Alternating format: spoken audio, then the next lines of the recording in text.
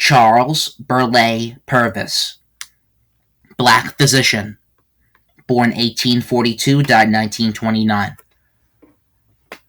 Practicing medicine at a time when segregation and prejudice severely limited opportunities for blacks in the medical field, Charles Burleigh Purvis made extraordinary contributions on behalf of black doctors in three areas. Over the course of a 60-year involvement with the medical college at Howard University in Washington, D.C., he helped to establish it as one of the only institutions in which a black medical student could be trained, and twice he literally saved the college from having to close its doors. As a surgeon at the Freedmen's Hospital in Washington, he greatly improved conditions in the District of Columbia's only medical facility for black patients. He also treated President James A. Garfield after the latter was shot. Finally, Purvis helped establish the National Medical Society of the District of Columbia, a professional organization for black doctors founded as a response to their exclusion by the American Medical Association. Charles Burleigh Purvis was born on April 14, 1842, to a distinguished Philadelphia family.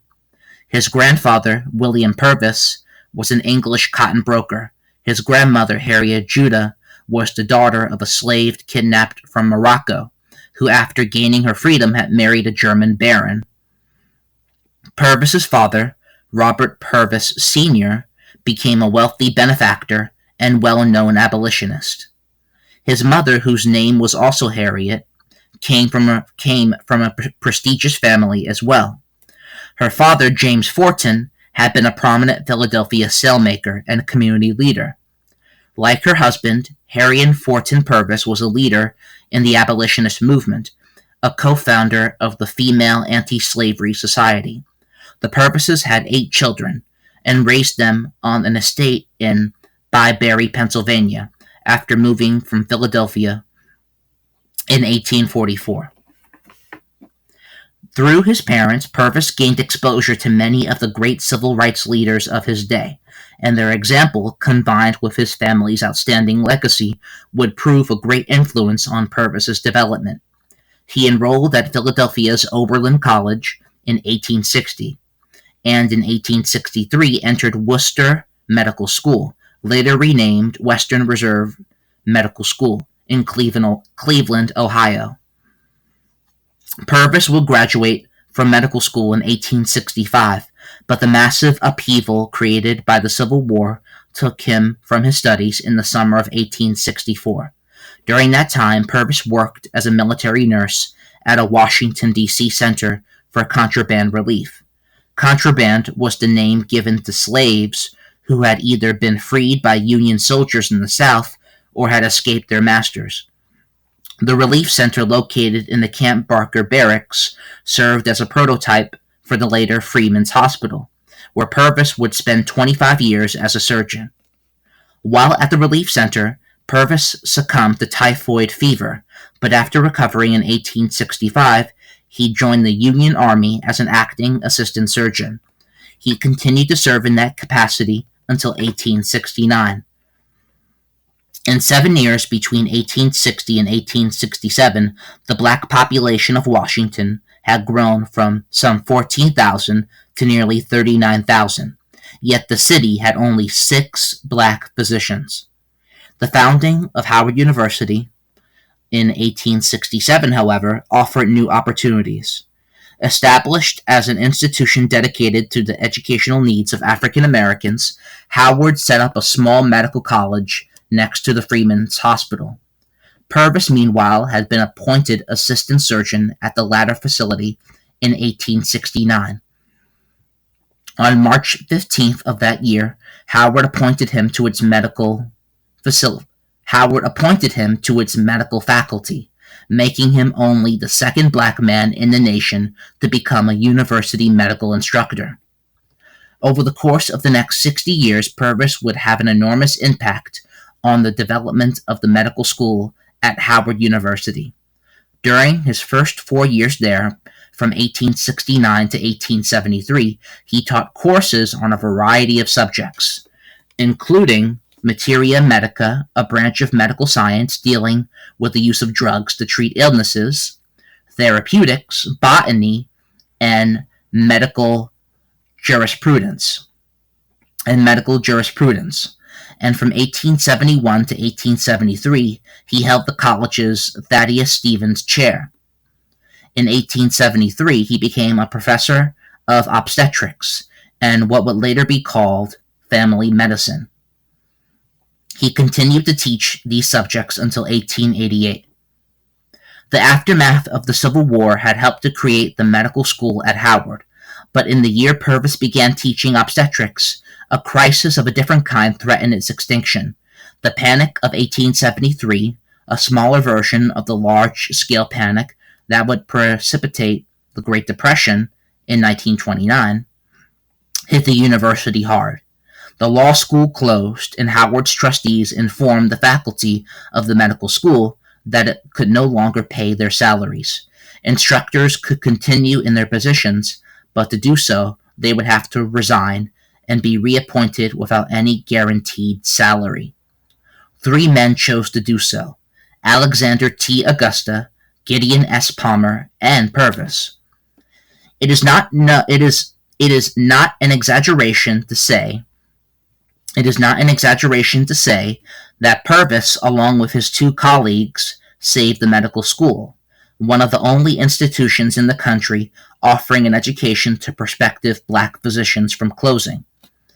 In a June 16, 1873 letter to the university's namesake, General Oliver O. Howard, head of the Freedmen's Bureau, which assisted slaves in making the transition to freedom, Purvis wrote, quote, "While I regret that the university will not be able to pay me for my services, I feel the importance of every effort being made to carry forward the institution and make it a success. With its purse strings cut off, the medical school was attached to Howard University in name only, making its leadership a crucial issue." Purvis was elected to the key position of medical faculty secretary, an office he would hold until 1876. But for 33 years, from 1873 to 1906, he would collect no salary for his services. During much of his time at Howard, Purvis worked at the Freedmen's Hospital, first as an assistant surgeon from 1869 to 1881, and later as surgeon-in-chief. The latter appointment came as a result of an extraordinary incident in which Purvis was given a responsibility seldom accorded to any physician, let alone a black doctor of that era. On July 2, 1881, a disappointed office seeker named Charles Guiteau shot President James A. Garfield at a Washington Railroad station. Purvis was the first physician to treat the president, and though Garfield's wounds proved too severe to save him, Garfield's successor, Chester A. Arthur, recognized Purvis's efforts by appointing him to the head surgical position at the Freedmen's Hospital. He thus became the first black physician to head a civilian hospital, his colleague Augusta having been appointed earlier to head a military facility.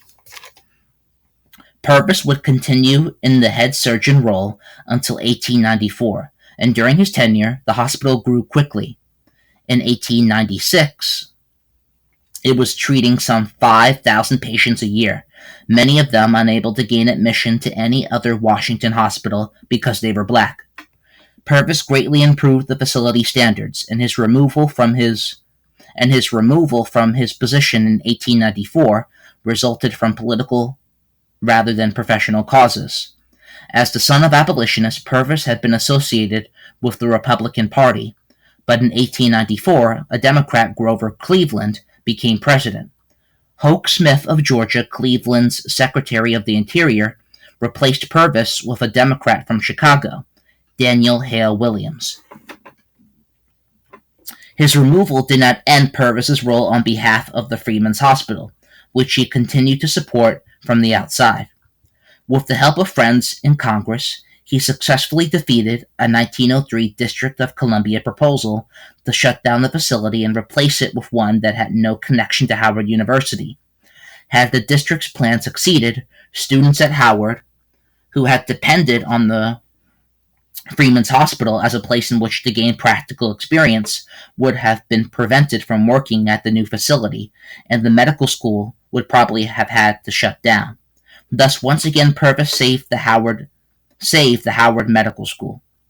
Around the same time that he helped defeat the proposed municipal hospital plan, Purvis was able to influence Congress to appropriate $600,000, a vast sum at the time, for a new building to house the Freeman's Hospital.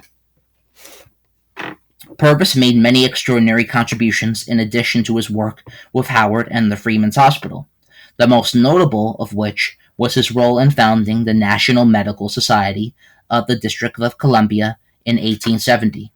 Purvis Augusta and another black doctor had tried without success to join the Medical Society of the District of Columbia, which was affiliated with the American Medical Association. The Medical Society defended its segregationist policies by stating that it granted membership for social and personal rather than professional reasons.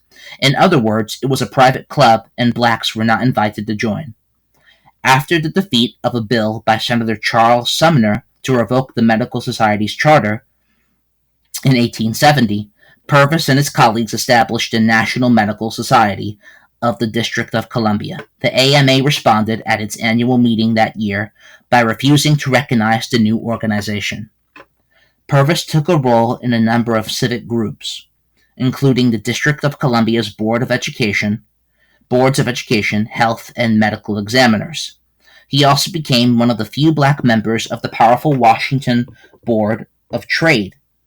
With regard to his role as a leading black figure, however, Purvis had some ambivalence. Quote, "I have always resented the expression leading colored doctor or lawyer," unquote, he said. Quote, "A colored doctor means half a doctor," quote, unquote. But he insisted on obtaining for himself and others the rights accorded in the Constitution. "We are all Americans," he said, "white, black, and colored. As Negroes, nothing is demanded as American citizens nothing is demanded as American citizens. Every enjoyment of opportunity is demanded." Described by contemporaries as physically imposing, Purvis was in many respects a man almost larger than life, who more than proved his statement that American manhood must know of no color. He had come from a background more distinguished than that of most white Americans, and his achievements exceeded those of all but a handful within the medical community or the nation as a whole. In his personal life, too, he was extraordinary for his time, or indeed for any age. He maintained a keen interest in international affairs, and after World War I he made several predictions. Japan would become a second Germany that would challenge the white nations of the world, and the European colonial empires of Africa and Asia would be dissolved. Those predictions, which at the time seemed far-fetched, would come true in subsequent decades. Purvis's wife, Anne Hathaway, who he married in April 13, 1871, was white, a marriage which must undoubtedly have subjected the couple to great scorn from many quarters of society. They had 2 children, a boy and a girl, both of whom grew up to be doctors, Alice a physician and Robert a dentist. In 1905, the Purvises moved to Boston, where Purvis began practicing medicine. Though he resigned from the medical school at Howard in 1907, his commitment to it continued when he became a member of the Howard Board of Trustees in 1908. He would remain on that body until 1926. Purvis died in Los Angeles on January 30th, 1929. Citations are in the description.